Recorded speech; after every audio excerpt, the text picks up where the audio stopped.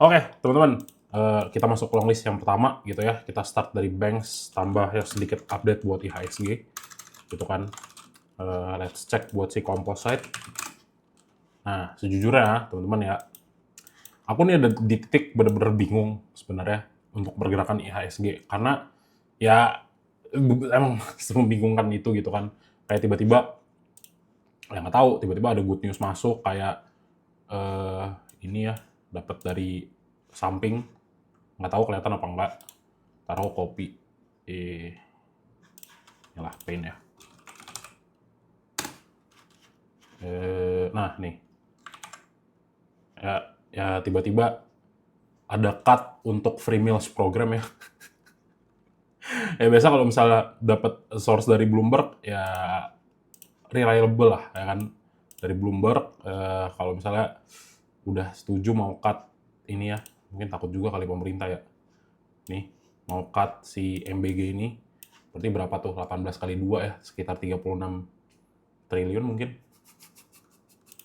gitu kan untuk si program MBG ini kayak gitu. Jadi mungkin angin seger lagi buat market gitu kan. Tapi ya sebenarnya teman-teman ya, kalaupun si IHSG ini nggak, sebenarnya catatannya gini, kita tahu area lowest terakhir itu adalah 5.339. Jadi selama dia itu ranging di area sini ya, ini yang area masih kotak ini, di area sini dia ranging nih teman-teman ya. Nah nih ya di sini, selama dia nggak keluar dari 5.300, sebenarnya tetap ada potensi yang namanya si Composite ini untuk create yang namanya higher low untuk dia naik ke atas lagi gitu ya. Jadi di sini adalah posisi higher low gitu ya, dari lower low yang posisinya di sini. Jadi kalau udah change seperti ini ya ada potensi untuk reversal. Tapi kapannya ya nggak tahu gitu kan, kita ikutin dulu aja. Semoga dengan turunnya ego ya dari pemerintah kita mungkin jadi sentimen yang bagus. Tetap jaga-jaga teman-teman ya, karena besok itu juga hari Jumat ya kan, nggak tahu pada TP apa enggak. So watch closely on 5.900. Basically gap sudah tertutup, yes, completely udah ketutup ya dari pergerakan sebelumnya. Jadi ini lumayan menarik, nyentuh MA5 juga. Ya kita lihat lah, selama closing di atas 6.000 masih bagus gitu ya. Good news buat asing buang barang lagi. Aku suka ya, aku suka cara berpikirnya ya. MBG di cut, ada proyek AI ya. Thank you ya yang buat ngasih insight-insight yang ya entah agak satir atau enggak kontra lah. Jadi dapat beberapa pandangan gitu kan. Jadi perspektifnya lebih luas. Thank you. MBG di cut, yes. Oke. Lanjut ya. Jadi yang pertama kita cek perbankan dulu ya, quick review aja teman-teman. Let's check BBCA. Nah, ini BBCA ya memang masih naik gitu kan. Memang masih naik. So tetap teman-teman ya, stokastik dilihat juga masih areanya masih overbought kan, baru crossing, belum ada kita ngeliat penekukan gitu kan. Jadi kalau misalnya buat teman-teman yang mau pengen BBCA ya liatin aja nih, gap-gap ini kan masih belum ketutup nih sebenarnya nih ya. Nggak di sini sih, lebih ke di sini ya. Nih, ya lebih ke sini nih. Ini kan masih ada sedikit lah gap ya di 5.800 ya. Kalau misalnya mau masuk di situ ya lebih bagus. Atau teman-teman tunggu kisaran ketika dia retrace lagi daerah 5.400 sampai 5.900. Untuk fase seperti ini memang agak sulit gitu ya melihatnya gimana, karena di posisi pergerakan di sini yang namanya BCA itu lagi ngecari posisi yang namanya higher low dari market structure seperti itu. Jadi kalau misalnya pun dia masih turun, wajar ya teman-teman. Jadi dilihat dulu, kalau misalnya kalian pun trading di BBCA ya dilihat 5.900-nya tembus apa enggak. Itu ya, sedikit kita cek buat inflow sama outflow-nya BBCA. Ya masuknya juga masih tipis teman-teman ya. Tapi memang dari value ya masih triliunan juga buat si BBCA. Ya kalau total value ya 1,2 T untuk transaksi, tapi ya buy sama sell masih sama gitu ya. Jadi kalau misalnya ada bilang, "Mas, ini apa namanya? Asingnya juga harganya naik, tapi asing juga ibaratnya apa ya? Dikasih likuiditas lah buat keluar." Ya make sense juga sebenarnya kayak gitu. Tapi at least kalau misalnya in terms of teman-teman mau cicil, ya tunggu aja nih ketika kontraksi lagi. Karena apa? Karena belum create yang namanya higher low.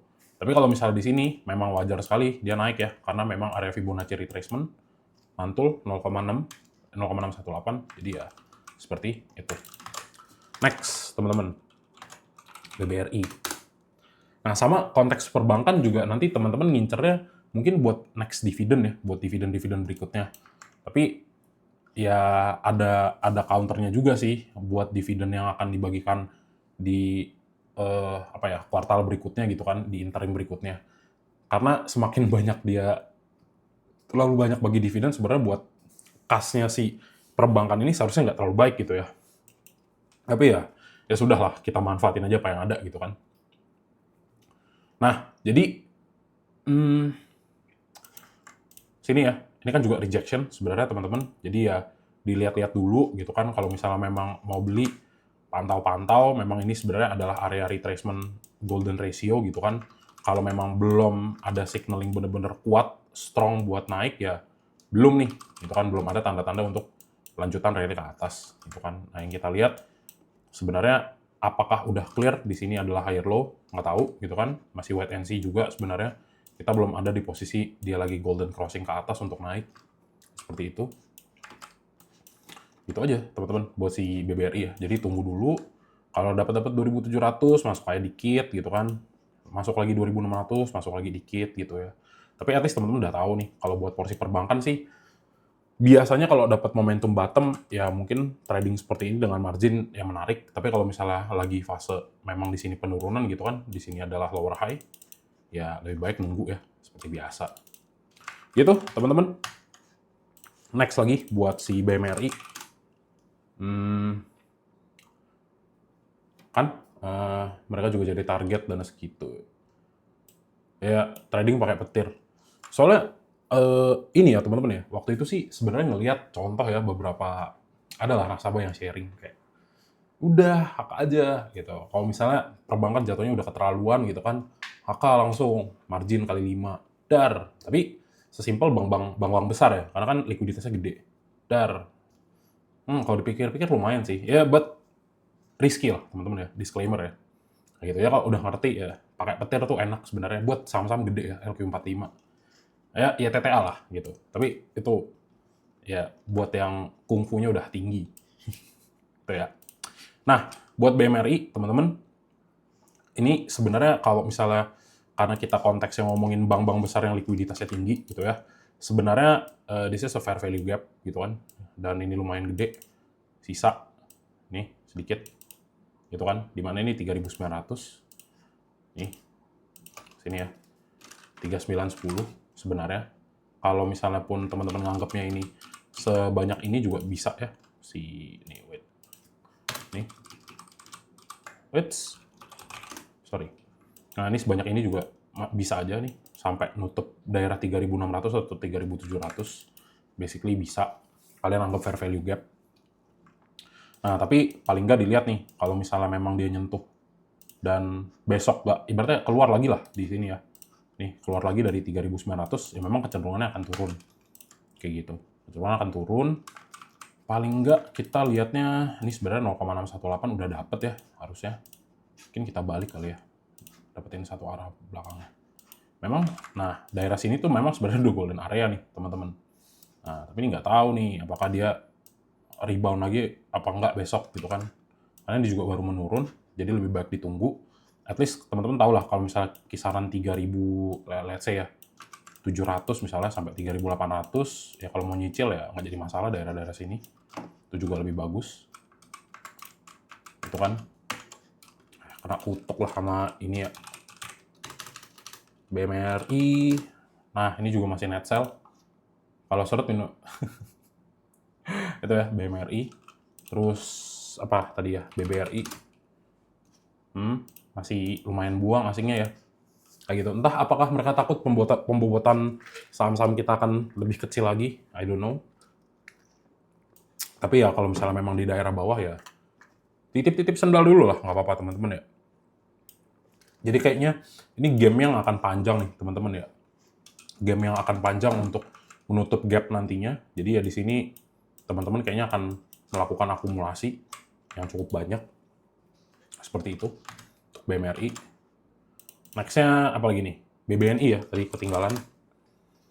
Nah, BNI juga sama nih teman-teman ya. Di sini kalau misalnya kalian lihat ada gap, Ini ada gap nih di sini. Kan ini gap di berapa nih?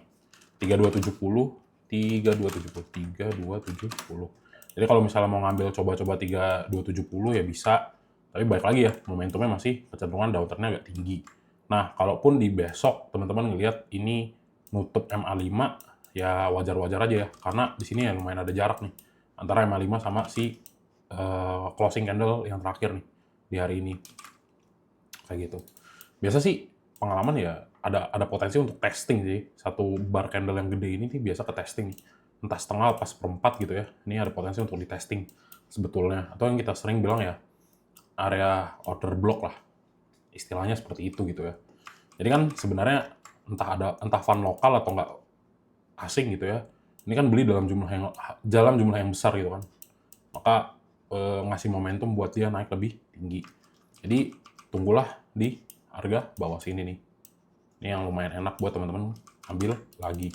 Toh kita masih ngeliat ya top 4 bank-bank ini masih posisi net sell asing kayak gitu. Jadi kalau mau stacking saham-saham perbankan pelan-pelan buat ngambil dividennya mungkin ya. Gitu. Apa nih? Ini beneran 21K. Iya, pakai yes betul ya. Pakai ajaib itu bisa 21 kali betul ya untuk petirnya. Luar biasa.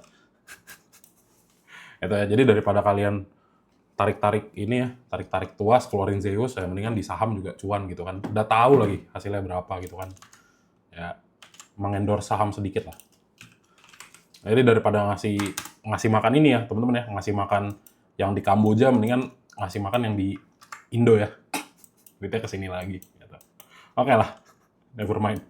Nah, so Superbank, teman-teman, nih ya posisinya kan, ketawa ya, definisi cacing-cacing naga-naga, yes, kurang lebih.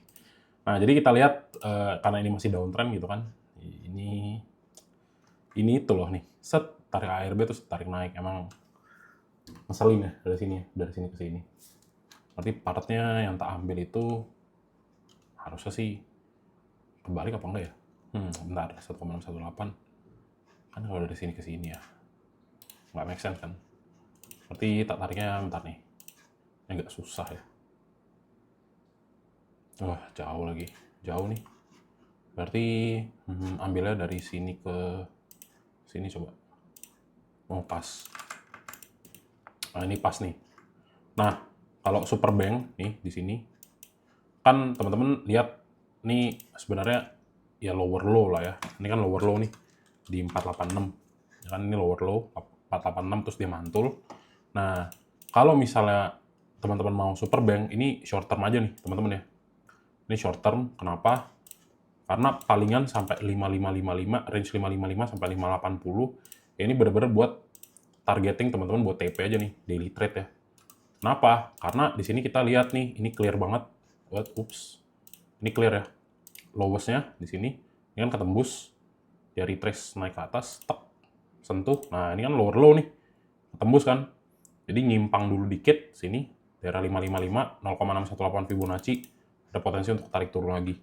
Jadi kalau misalnya yang udah dapat di bawah nih, wah mas dapat Superbank, ya at least teman-teman lakukan adalah ya misalnya di sini ya, kejar MA5 nih, di MA5-nya di 560, ya kejar lah 550, habis itu di TP. Kalau nggak teman-teman TP, ngapain? Kalau teman-teman nggak TP ya pasang trailing stop kalau misalnya mau di hold gitu ya. Jadi kalau misalnya di besokannya dia jebol, at least teman-teman cuan dengan profit. Kayak gitu. Atau yang mau scalping sebenarnya nargetin ini sampai 555 ya menurutku chance-nya lumayan tinggi ya. Gitu. Kalau misalnya dari momentum sih sebenarnya agak kurang.